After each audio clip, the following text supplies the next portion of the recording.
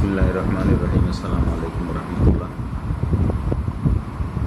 صالح گفتگو کے طلباء، مشکوٰۃ شریف کی جو پہلی حدیث ہے، اس پہلی حدیث کی جو چند جملے ہیں اور الفاظ ہے، ابتدائی بنیاد پر جو ہے کیا نام ہے کہ کچھ جملوں کی تحقیقات اور الفاظ کی تحقیقات جو ہے وہ آپ کے سامنے پیش کرنے کی کوشش کر رہا ہوں۔ آگے جا کر کے شاید اس طرح کی تحقیقات اور تفصیلات بتانے کا موقع نہیں ملے گا، تو اب کم سے کم ان تفصیلات اور توضیحات سے آپ کو اس بات کا پتہ چلے کہ احادیث کو جو ہے وہ اس طرح سے کھل کر کے اگر پڑھے جائیں گے، مطالعہ کیا جائے گا، تو پھر جو ہے احادیث کی جو گہرائی ہے اور اسی گہرائی تک ہر ایک کی رسائی پہنچ ہوگی۔ تو انما الحدیث کا جو پہلا جملہ ہے انما الاعمال بالنیات، وہاں پہلے سبق میں نے بتلایا کہ اعمال افعال نہیں فرمایا بلکہ اعمال کہا، اعمال فرمایا ہے نبی علیہ الصلوۃ والسلام نے۔ تو اعمال اور افعال کے اندر فرق جو ہے، اس فرق کو بھی مختصر انداز میں نے بتا دیا تھا۔ ایک دوسرا فرق یاد آیا، اس کو بھی آپ سن لیجئے کہ عمل اس فعل کو کہا جاتا ہے جو مکلف سے صادر ہو۔ সাবালক মানুষের কাছ থেকে যেগুলো কাজ হইব, এই কাজগুলোরে সাধারণত কিতা কোয়া হয়? আমল কোয়া হয়, আমাল। اور غیر مکلف سے، جیسا کہ بچہ ہے، 4-5 سال کا بچہ ہے، وہ بھی کچھ کام کرتا ہے، لکھتا ہے، پڑھتا ہے، بولا یہ سب کرتا رہتا ہے۔ پاگل آدمی ہے، یہ مکلف نہیں ہے، شریعت کا مکلف نہیں ہے۔ تو ان سے جو کام ہوتا ہے یہ جو ہے ان کو افعال کہا جاتا ہے، خواہ مکلف سے۔ تو افعال جو ہے وہ خواہ مکلف سے ہو یا غیر مکلف سے ہو، مکلف سے ہو یا غیر مکلف سے ہو، اس کو افعال کہا جاتا ہے۔ اور بالخصوص مکلف سے جو اعمال افعال صادر ہوتے ہیں اس کو جو ہے وہ اعمال کہا جاتا ہے۔ تو گویا کہ اعمال جو ہے وہ خاص ہے اور افعال جو ہے وہ عام ہے۔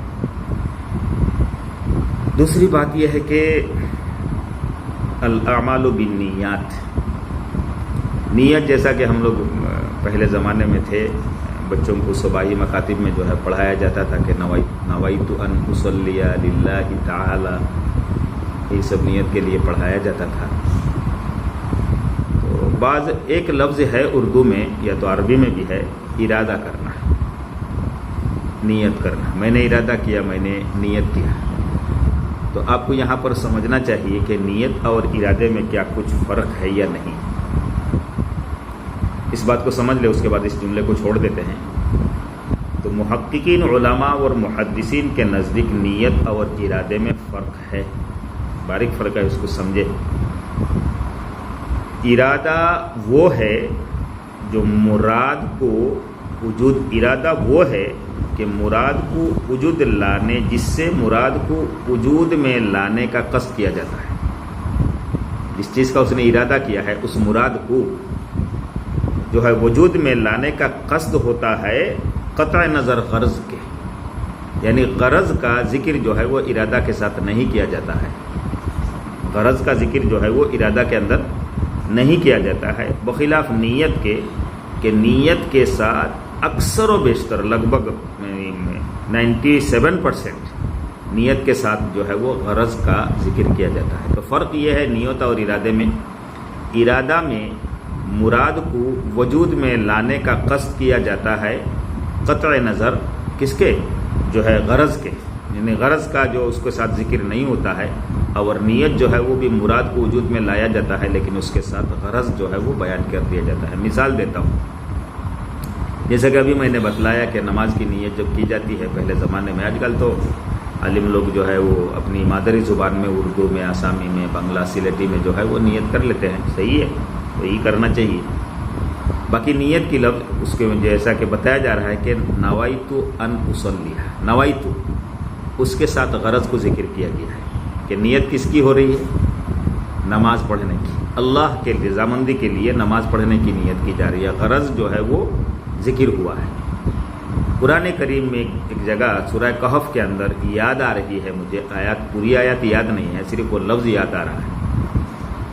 ارید ان اعیبہا، سورہ کہف میں حضرت خضر اور موسیٰ علیہ السلام کا سفر ہوا، یہیں پر یہ آیت جو ہے وہ ذکر ہے، ارید ان اعیبہا، اردت ان اعیبہا، اردت ان اعیبہا، تو کشتی سے ندی پار کیے، اور جب پار ہوئے تو وہ لاٹھی جو ہاتھ میں تھی حضرت خضر کی، اس سے جو ہے وہ مارا اور اس کے اندر جو ہے وہ سوراخ پیدا کر دیا ناؤ میں، کشتی میں، پانی جو ہے وہ گھسنے لگا۔ یہ واقعہ جو ہے آپ جانتے ہیں، سنے ہوں گے، سورہ کہف میں ہے، 16ویں پارہ میں ہے۔ تو جو ہے کیا نام ہے کہ سورہ کہف 15 اور 16ویں پارہ دونوں ملا کر کے ہے، تو وہاں پر فَأَرَدْتُ أَنْ أَعِيبَهَا، غرض جو ہے، یعنی یہ عیب، کشتی کو عیب دار بنانے کا غرض جو ہے وہاں بیان نہیں کیا گیا ہے۔ تو یہ فرق ہے کہ نیت کے ساتھ جو ہے وہ غرض کو اکثر و بیشتر اس کا ذکر کیا جاتا ہے، اور ارادہ جو ہے وہ اس کے ساتھ غرض کو ذکر نہیں کیا جاتا ہے۔ اب جو ہے جہاں نیت کی بات آئی، انما الاعمال بالنیات، ہر اعمال کا مدار جو ہے وہ نیت پر ہے۔ تو کیا دنیا کے اندر مکلف آدمی جتنے اعمال کریں گے، عمل کریں گے، اس کے لیے نیت ضروری ہے؟ بظاہر تو حدیث سے ہی معلوم ہوتا ہے۔ تو آپ اس جواب کو اس طرح سے سمجھے، وہ مختصر سمجھے اب، کہ عبادت مقصودہ جو ہے اس کے لیے، اس کے لیے جو عمل کیا جاتا ہے اس کے لیے نیت جو ہے وہ ضروری ہے، عبادت مقصودہ کے لیے۔ اور عبادت غیر مقصودہ جو ہے ان کے لیے اعمال ضروری نہیں۔ تو یہ بیع و شراء جو ہے یہ کیا ہے؟ معاملات ہے۔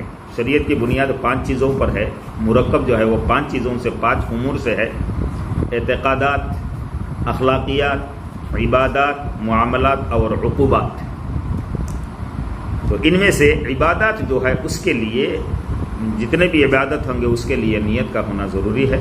اس کے علاوہ باقی جو ہے عقوبات اور معاملات ہے، اس کے لیے نیت کی ضرورت نہیں ہے۔ مثال کے طور پر نماز پڑھیں گے، روزہ رکھیں گے، تو اس کے لیے نیت کا کرنا، حج، زکوٰۃ وغیرہ جو ہے اس کے لیے نیت کا کرنا ضروری ہے۔ مثال کے طور پر ایک آدمی دن بھر جو ہے وہ رات سے لے کر کے یعنی مغرب تک، سورج غروب ہونے تک کچھ نہیں کھاتا ہے، کچھ نہیں پیتا ہے، روزہ توڑنے والا کچھ کام نہیں کرتا ہے، پورا فاقہ رہا، بھوک میں رہا، لیکن روزے کا نیت نہیں کیا، تو روزے کا ثواب جو ہے وہ نہیں ملے گا، صرف ڈائٹنگ کا فائدہ ہوگا کہ آپ نے بھوکا رہا، آپ کا پیٹ اچھا رہے گا، روزہ کا ثواب جو ہے وہ نہیں ہوگا۔ یہ روزہ نہیں ہے شریعت کے نظر سے۔ تو عبادات کے لیے نیت جو ہے وہ ضروری ہے، معاملات کے لیے نیت ضروری نہیں ہے۔ دکانوں کے سو تمہیں کدھر لو 10 টাকা میں کٹ لیا شکر لوتا ہے گیا دکاندار دے بولے اٹا پیکٹ شکر دیو আমি বুঝু করিয়া নিয়ত করিয়া আইসি আমি এক প্যাকেট শিকড় তোমার কাছ থেকে লইয়া নিতাম, এটা কোনো নিয়ত করা জরুরি নাই। এটা মুআমালাতের মধ্যে নিয়ত করা কোনো জরুরি নাই। ঠিক হলা বিয়া শাদী উকুবাত আকদ जो है বিয়া শাদী বা তালাক वगैरह তালাকের কথা হইয়া না, আর কি বিয়া শাদীর কথা হইয়া উজু করিয়া আর বলে কবুল করার আগে বলে আমি নিয়ত করলাম আল্লাহর ওয়াস্তে পশ্চিম দিকে দিয়ে মুখ করিয়া আমি অমুকর বুড়ি অমুকরে শাদী করবার নিয়তে আমার বাড়িতে কেউ না আইসি, এটা নিয়ত করার দরকার নাই আর কি, बिना নিয়তে কবুল আর ইজাব আর কবুল হয়ে गया निकाह हुई जी गया। तो ये जो है नीयत का मदार जो है और नीयत के सिलसिले में जो ज़रूरी बातें थी मैंने मुख्तसर अंदाज में आपको बता दिया। आगे चलिए, व इन्नमा कुल्लु लिकुल्लि इम्रिइन मा नवा। तो भाई इस जुमले में जो है इन्नमा लिकुल्लि इम्रिइन जो है इसको लताइफ आजीबा कहा जाता है। मतलब यह है कि इमराउन ये लफ्ज़ है रा अलिफ मीम रा हमज़ा, लेकिन ये रा जो है ये आखिर में जो है इमराउन के आखिर में जो हमज़ा है उस हमज़ा के ताबे है एराब के एतबार से। यानी हमज़ा में अगर कसरा होगा तो रा के अंदर भी कसरा होगा ली इमरिइन, अगर हमज़ा में ज़म्मा होगा ली इमरुम, हमज़ा में ज़म्मा है तो रा में भी ज़म्मा होगा, हमज़ा में फतह है तो ये क्या नाम है रा में फतह होगा। तो एराब जो है वो कलमा के आखिरी हर्फ में जारी होता है, लेकिन इस लफ्ज़ में जो है वो बीच में जो है बीच में भी आखिर में भी जारी हो रहा है और उसके साथ साथ बीच वाला हर्फ जो है रा और आखिरी हर्फ के एतबार से उसके अंदर भी एराब जारी हो रहा है। इस वजह से ये लताइफ गरीबा में से हैं। तो आखिरी बात इस जुमले के बारे में कि इन्नमल आमालु बिन्नियात, وَإِنَّمَا لِكُلِّ امْرِئٍ مَّا نَوَىٰ، معنی اور مقصد کے اعتبار سے آپ تھوڑا سا دھیان دیجیے گا تو آپ کو پتہ چلے گا کہ انما الاعمال بالنیات، نیت کا مدار جو ہے وہ، یعنی اعمال کا مدار جو ہے وہ نیت ہے. اس کا ترجمہ اور مطلب یہ ہے وَإِنَّمَا لِكُلِّ امْرِئٍ مَّا نَوَىٰ، اور لِكُلِّ امْرِئٍ مَّا، ہر آدمی کے لیے وہی ہے جس کی اس نے نیت کی ہے. تو دونوں معنی جو ہے وہ برابر ہو گیا، لگ بھگ ایک ہی مقصد ہے. دونوں معنی کا مطلب جو ہے وہ ایک ہی ظاہر ہو رہا ہے. انما الاعمال بالنیات وانما لکل امرئ ما نوى، دونوں جملے کا جو ہے وہ مقصد ایک ہی ہے، مطلب ایک ہی ہوا. تو جب دونوں جملے کا مقصد اور مطلب ایک ہے تو دو جملہ لانے کی کیا ضرورت ہے؟ مختصر اس کا جواب سمجھیے، ایک جملہ سے کام چل جاتا. مختصر جواب یہ ہے کہ دوسرا جملہ جو ہے وہ انما لکل امرئ ما نوى، یہ دوسرا جملہ پہلے جملے کی تاکید کے لیے ہے. یعنی خلوص نیت بڑی شان والا معاملہ ہے کہ نیت اگر صحیح ہو تو عمل کا جزا، بدلہ جو ہے وہ ملنے والا ہے. اگر نیت صحیح نہیں ہو تو بڑا سے بڑا عمل کیوں نہ ہو اس کا ثواب جو ہے وہ مردود ہو جائے گا، ثواب نہیں ملے گا. اس کی جلالت شان جو ہے اس کو بتلانے کے لیے نبی علیہ الصلوۃ والسلام نے پہلے جملے کی تاکید جو ہے وہ بعینی، الفاظ دوسرے ہیں لیکن اس کی تاکید کے لیے اسی مضمون کا جملہ جو ہے یہاں بیان فرمایا. اس کے بعد فمن کان ہجرتہ الی اللہ ورسولہ، اس جملے میں یہ بتلایا ہجرت جو ہے وہ، ہجرت کس کو کہتے ہیں؟ ہجرت سمجھیے، ہجرت کا لغوی معنی جو ہے وہ چھوڑنے کے آتے ہیں، چھوڑنے کے ہے، ترک کے معنی میں آتا ہے ہجرت، چھوڑنا. اور جو ہے عرف میں ہجرت کہا جاتا ہے کہ اپنے وطن کو جو ہے وہ چھوڑ کر کے کسی دوسری جگہ چلا جانا، اس کو ہجرت کہا جاتا ہے. اصطلاح میں ہجرت کہا جاتا ہے کہ اللہ تعالیٰ اور اس کے رسول صلی اللہ علیہ وسلم کی رضامندی حاصل کرنے کے لیے اور اپنی جان اور اپنا مال اور اپنی عزت کی حفاظت کے لیے اپنے مسکن کو، اپنے علاقے کو چھوڑ کر کے دوسرے علاقے میں چلے جانے کو جو ہے وہ اصطلاح میں ہجرت کہا جاتا ہے. ہجرت کی 4 قسمیں ہیں، یہاں پر بات لمبی ہو جائے گی اس لیے میں یہاں پر چھوڑ رہا ہوں. دوسری بات، فمن کان ہجرتہ، جس نے دنیا کی طرف ہجرت کیا تو اس کو دنیا ملے گا. اور آگے یہ بتایا ہے کہ حدیث کے جو ہے شان ورود اس میں بتایا گیا ہے، اس کے مناسبت سے نبی علیہ الصلوۃ والسلام نے فرمایا کہ جس نے کسی بیوی کے سے شادی کرنے کے لیے ہجرت کیا ہے تو اس کی ہجرت جو ہے وہ شادی کی طرف ہو جائے گی، اس کی ہجرت جو ہے وہ شادی کی طرف ہو جائے گی. یعنی نیت جو شادی کی ہے اس وجہ سے ہجرت جو کیا ہے اس کا ثواب وہ ملنے والا نہیں ہے. تو سوال یہاں پیدا ہوتا ہے کہ جس نے دنیا کی طرف ہجرت کیا، یہ جملہ بتایا ہے، دنیا کے اندر وہ عورت بھی ہے کہ نہیں داخل، شامل ہے کہ نہیں؟ یقیناً شامل ہے. دنیا جو ہے وہ اس میں عورت شامل ہے. اور مولوی لوگ تو جو مشکات میں پڑھ رہے ہیں وہ تو انتظار کر رہے ہیں کہ کسی بھی طرح سے آن لائن درس دے کر کے مشکات کا جو ہے وہ گیٹ جو ہے وہ پار کرنا ہے. اگلے سال جو ہے وہ دورہ حدیث جو ہے پڑھ لینے کا ہے کسی بھی طرح سے، اور اس کے بعد تو بس وہی کرنا ہے. تو پھر جو ہے یہ تو عورت جو ہے وہ دنیا کے اندر شامل ہے. اس کے بعد باوجود دنیا کے اندر شامل ہونے کے باوجود عورت کا ذکر جو ہے یہاں پر کیوں الگ سے کیا ہے؟ بس اس کو بھی مختصر جواب سمجھیے آپ کہ یہاں جو ہے عورت کو عموم ذکر کرنا، ذکر الخاص بعد العام کے قبیل سے ہے. ذکر الخاص بعد العام، دنیا کے اندر یا ہے عورت شامل ہے لیکن خصوصی طور پر چونکہ اس حدیث کا شان ورود وہی ہے، اسی معاملے کی ہے جس کی وجہ سے خصوصی طور پر جو ہے وہ عورت کا تذکرہ کیا گیا ہے. بس بات لگ بھگ ختم ہو چکی ہے، لیکن یہاں پر جو ہے تقریر بخاری میں نیت کے اعتبار سے آدمی جیسے نیت کرتا ہے اللہ تعالیٰ اس کو اسی طرح کا بدلہ دیتا ہے. تقریر بخاری میں چند واقعات لکھا ہوا ہے، اس میں سے ایک چھوٹا سا واقعہ میں آپ کو سنا دیتا ہوں تاکہ بات پوری طرح سے یہ حدیث کا مقصد اور مطلب جو ہے وہ پوری طرح سے آپ کو سمجھ میں آ جائے. تو تقریر بخاری میں یہ واقعہ لکھا ہے کہ ایک مسجد میں، گاؤں کے دیہات کے مسجد ہے گاؤں کے، تو ایک مہمان کہاں سے گھوم گھام کر کے وہیں تک پہنچ گیا. عشاء کی نماز پڑھی، امام صاحب کا کھانا آیا تو انہوں نے دیکھا کہ ایک مہمان آیا ہوا ہے. تو جب کھانا آ گیا ہے، کھانا ریڈی کیا ہے تو اس کو بلایا دعوت دی کہ بھائی آ جاؤ، بھائی مہمان بیٹھو، چلو کھانا کھا لیتے ہیں. تو مہمان غریب ٹائپ کا ہے، پھٹا کپڑا ہے، پرانی چادر پہن کر کے بس سیدھا سادہ آدمی نظر آتا ہے. تو امام صاحب نے کہا کہ آ جاؤ بھائی، چلو دعوت لے لو، کھانا کھا لو. تو یہ کمزور مہمان جو ہے، غریب مہمان، یہ پوچھتا ہے کہ امام صاحب کھانے میں کیا کیا ہے، کھانے میں کیا کیا ہے. امام صاحب کو غصہ آ گیا، تان تشنی کرنا چلو، ڈانٹنا ڈپٹنا. کم بخت، کہاں سے گھوم گھام کر کے آیا، کھانا کہیں نہیں ملا. میں پیار محبت سے میری ذمہ داری جو نبھا رہا ہوں، تجھے کھانے کے لیے دعوت دے رہا ہوں. ارے تیرے لیے تو وہی ہے کہ وہ فارسی، یعنی الف بائے فارسی کا ایک جملہ ہے کہ خابرہ چے تکیا، یعنی گرسنارا چے خشک و خابرہ چے تکیا. جب بھوک لگتی ہے نا، جب بھوک لگتی ہے تو روٹی سوکھی ہے یا دال اچار کے ساتھ ہے، اس کو دیکھنا نہیں ہے، روٹی مل جائے تو کافی ہے، اتنا ہی دیکھتا ہے آدمی. اور جب نیند آ جاتی ہے تو تکیا ہے یا نہیں، اس کو دیکھنے کی ضرورت نہیں ہے، بس نیند آ جاتی ہے. تو امام صاحب کو غصہ آیا، تان تشنی کیا ہے کہ کم بخت جو ہے وہ کھانے کے لیے بلا رہا ہوں تو پوچھتا ہے کہ کھانے میں کیا ہے. غصے میں امام صاحب نے بڑبڑایا. امام صاحب نے کہا کہ چلو بیگن ہے، چٹنی ہے، اور دال ہے، مسور ہے، فلاں ہے، ڈھمکا ہے. ویسے ہی خامخواہ کچھ ترکاری سالن کا نام لے لیا. تو یہ مہمان جو ہے، وہ ضعیف مہمان جو ہے، وہ داڑھی ہلاتا ہے اور کہتا ہے کہ مولوی صاحب برا مت مانیے گا، آپ کھا لیجئے، میرے خواہش کے مطابق سالن جو ہے وہ نہیں ہے. تو اس کے بعد امام صاحب کو اور زیادہ غصہ آیا. پوچھا ہے کہ تیری خواہش کیا ہے؟ تو کہتا ہے مرغہ مسلم اور پلاؤ. امام صاحب کو اتنا غصہ آیا، دھڑام سے دروازہ بند کیا. مرتے رہے. کیا نام ہے کہ مرغا پلاؤ کھانے کا ہے. پورا سال گزر جاتا ہے، اس گاؤں میں جو ہے مرغا پلاؤ نہیں بنتا ہے، اور تو آیا یا مرغا پلاؤ کھانے کے لیے، چل جو بھی کر.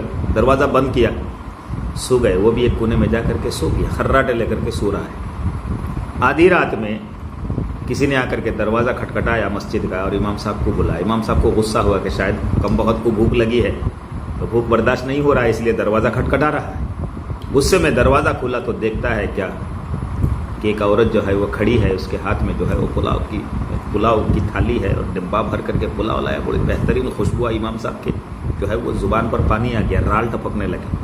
رال مانے ہمارا سیلوٹی بٹھایا کوئی نہ کی فانی مکور برکی کنٹا ٹینگا بستو خیلے مانسون مکو سے فانی آئے لالی رال، اس کو اردو میں رال بولتے ہیں. تو رال ٹپکنے لگا، خوبصورت کھانا نکلا. تو عورت کہتی ہے کہ امام صاحب ملا جی گستاخی معاف کیجیے، 6 مہینے پہلے جو ہے وہ میرا بیٹا گم ہو گیا تھا. تو میں نے نظر مانی تھی کہ اگر میرا بیٹا مل جائے تو میں مسجد میں امام صاحب کو جو ہے وہ مرغا مسلم اور پلاؤ بنا کر کے بھیجوں گی. تو آج جو ہے وہ رات میں میرا بیٹا گھر واپس آ گیا ہے. تو نظر کے مطابق اس کو پورا کرنے کے لیے میں نے، گھر پہ مرغا نہیں ہے تو پہلے مرغا تلاش کرنے کے لیے گیا. مرغا مل گیا، بہترین چاول باسمتی کا چاہیے، وہ بھی ڈھونڈ ڈھانڈ کر کے ادھر سے لایا. کافی رات ہو گئی. اس کے بعد مجھے یعنی پلاؤ پکانا نہیں آتا ہے، تو میں دوسری ایک عورت کے گھر جو پلاؤ پکانا جانتی ہے، طباخ ہے، اس کے گھر میں، طباخ نہیں، تو اس کے گھر میں گئی ہے. تو اس کو جو ہے پھسلا اسلا کر کے تو بنانے میں دیری ہو گئی ہے، رات ہو گئی ہے. برا مت مانے گا، پلاؤ لے لیجیے. امام صاحب کا سر جھک جاتا ہے. سال بھر میں جہاں مرغا مسلم پلاؤ جو ہے اس کا تصور بھی نہیں کیا جاتا ہے، پلاؤ کا بھی تصور نہیں ہوتا ہے، کہ رات کے 12 بجے جو مرغا آتا ہے مسلم کے ساتھ اور پلاؤ. تو امام صاحب کھانا جو ہے وہ وصول کرتے ہیں، کھانا ہاتھ میں لیتے ہیں، اور اس آدمی کو جا کر کے پیر پکڑ کر کے جو جگاتے ہیں کہ بھائی اٹھو جگایا اٹھایا. کیا بات ہے، مجھے کیوں جگا رہے، بڑے آرام کی نیند سو رہا تھا. بولے نہیں، سونے سے نہیں ہوگا، تمہارے خواہش کا کھانا جو ہے وہ آ گیا ہے. تو دیا، برا واقعہ بتایا. یہ آدمی منہ دھو کر کے کھانے کے لیے بیٹھا. تو امام صاحب کو دسترخوان بچھا کر کے بٹھا. تو امام صاحب کو بلاتے ہیں کہ آئیے امام صاحب آپ بھی آئیے، شریک ہو جائے. امام صاحب کہتے ہیں کہ کس منہ سے تمہارے ساتھ شریک ہوں، تمہاری نیت جو ہے اللہ تعالیٰ کے اوپر اتنا زبردست ہے، اتنا زبردست ہے، مجھے پتہ بھی نہیں چلا، اور میں نے تم کو گالی گلوچ کیا ہے، تان تشنی کی ہے. تو یہ ضعیف مہمان جو کہتا ہے اچھا گالی گلوچ تان تشنی چھوڑ دیجئے نا، کم سے کم آ جائیے، خوشبو آ رہی ہے پلاؤ کی، کھا لیجئے گرما گرم، نہیں صبح تک تو باسی ہو جائے گا. تو باسی ہونے سے پہلے اتنا کھانا آیا ہے کہ اس کو میں اکیلا سنبھال نہیں سکتا ہوں، لہٰذا آپ بھی شریک ہو جائیے، باسی ہونے سے پہلے جو ہے وہ کھا لیجیے. تو خلاصہ کلام یہ ہے کہ آدمی اللہ تعالیٰ کے اوپر جس طرح سے نیت، خلوص نیت کے ساتھ جو ہے وہ اللہ تعالیٰ کے ساتھ گمان رکھتا ہے، اللہ اسی کے مطابق اس کو دیتا ہے. بات ختم ہو گئی اس حدیث سے. یعنی فقہائے کرام نے، مسائل والے حضرات نے 9 مسئلہ نکالے ہیں. صرف چھوٹے چھوٹے 3 مسئلہ میں آپ کے سامنے بیان کر دیتا ہوں, وہ 3 سن لیجئے اور اس کے بعد ترجمہ کر لیجئے. تو چند مسائل کا استخراج اور استنباط کیا ہے. مسئلہ نمبر 1, امام مالک اور امام شافعی اور امام احمد رحمۃ اللہ علیہ نے اس حدیث سے استدلال کیا ہے کہ وضو اور غسل میں نیت کرنا جو ہے وہ واجب ہے, لیکن امام اعظم رحمۃ اللہ علیہ کے نزدیک وضو اور غسل میں جو ہے وہ نیت ضروری نہیں ہے, یہ عبادت مقصودہ نہیں ہے. دوسرا مسئلہ, امام مالک اور ایک روایت کے مطابق امام احمد ابن حنبل رضی اللہ رحمۃ اللہ علیہما سے مسئلہ نکالا انہوں نے کہ رمضان المبارک کے مہینے کے شروع میں پہلے دن اگر 29 رمضان کے لیے مکمل پورے مہینہ کے رمضان کے لیے نیت اگر آدمی کر لیتا ہے تو یہ نیت کافی ہو جاتی ہے. امام ابو حنیفہ کے رحمۃ اللہ علیہ, اس لیے کہ وہ رمضان کے تمام روزے جو ہے وہ عبادت واحدہ کی طرح ہے, ایک عبادت ہے, ایک ہی طرح کی عبادت ہے. امام ابو حنیفہ رحمۃ اللہ فرماتے ہیں کہ ہر روزے کے لیے الگ الگ جو ہے وہ نیت کرنا ضروری ہے. تیسرا مسئلہ, خطبہ دیتے, جمعہ کا خطبہ, عیدین کے خطبہ جو ہے وہ دیتے ہوئے احادیث کا بیان کرنا جو ہے وہ جائز ہے, اس لیے کہ حضرت عمر رضی اللہ تعالیٰ عنہ نے خطبہ دیتے ہوئے جو ہے اس حدیث کو جو ہے وہ نقل کیا ہے, اس حدیث کو بیان کیا ہے. بس اتنی باتوں میں جو ہے اس حدیث کی تفصیل اور تشریح میں ختم کرتا ہوں. انشاءاللہ آگے جو ہے وہ اتنی لمبی باتیں نہیں ہوگی. تو اب آئیے چلیے ترجمہ کر دیتے ہیں. بسم اللہ الرحمن الرحیم. عن عمر بن الخطاب قال قال رسول اللہ صلی اللہ علیہ وسلم, حضرت عمر ابن خطاب رضی اللہ تعالیٰ عنہ سے روایت ہے, فرمایا کہ نبی علیہ الصلوۃ والسلام نے ارشاد فرمایا, انما الاعمال بالنیات, اعمال کا دار و مدار جو ہے, وانما لامرئ ما نوى, پورے جملہ کا ملا کر کے, دونوں جملے کا ملا کر کے ترجمہ کر لیجئے کہ اعمال کا دار و مدار نیتوں پر ہے, اعمال کا دار و مدار نیتوں پر ہے. فمن کانت ہجرتہ, پھر جس نے ہجرت کیا, جس آدمی کی ہجرت ہو, الی اللہ و رسولہ, اللہ اور اس کے رسول کی طرف, یعنی جس نے اللہ اور رسول کی طرف ہجرت کیا ہے, فہجرتہ الی اللہ و رسولہ, تو اس کی ہجرت جو ہے وہ اللہ اور اس کے رسول کی طرف اس کی ہجرت ہوئی. ومن کانت ہجرتہ الی دنیا, اور جس نے دنیا کی طرف ہجرت کی, یصیبھا, تو اس کو ملے گا. او امرأۃ, یا تو کسی عورت کی طرف ہجرت کیا ہے, یتزوجھا, اس سے نکاح کرنے کے لیے, فہجرتہ الی ما ہاجر الیہ, تو اس کی ہجرت جو ہے وہ اس کے لیے ہے جس کی طرف اس نے ہجرت کیا ہے, یعنی اس کا اجر جو ہے وہ اسی کے اعتبار سے ملے گا, نیت کے اعتبار سے. مثالوں سے آپ کو سمجھا دیا گیا ہے.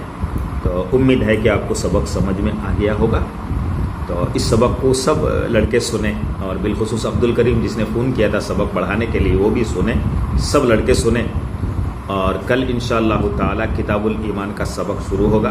کوشش میں کروں گا کل کہ کم سے کم آدھے صفحہ کا سبق ہو, اور پھر اس سبق کے سلسلے میں یہ تفصیلات جو آپ کو بتایا گیا ہے, جہاں تک ہو سکا میں نے وضاحت کرنے کی کوشش کی, تاکہ کچھ پتہ آپ کو شروع میں چلے کہ حدیث شریف کے اندر اس طرح سے ان توضیحات اور تشریحات کو نظر ڈالا جائے گا تو اس کی گہرائی جو ہے اور حدیث سے مسائل جو ثابت ہونے والا ہے وہ ہم کو پتہ چلے گا. تو اس وجہ سے میں نے مقدر تفصیل کے ساتھ بتایا ہے. آگے انشاءاللہ اتنی تفصیل کے ساتھ نہیں بتاؤں گا, اس لیے کہ ایک دن میں ایک حدیث اگر پڑھایا جائے گا تو پھر تو جو ہے کتاب الایمان میں ہی پورا سال ختم ہو جائے گا. تو آگے جو ہے وہ تھوڑا سا اسپیڈ کے ساتھ گیئر چینج کر کے تیزی کے ساتھ دوڑنے کی کوشش کروں گا, اور آپ کو دوڑانے کی کوشش کروں گا انشاءاللہ. السلام علیکم.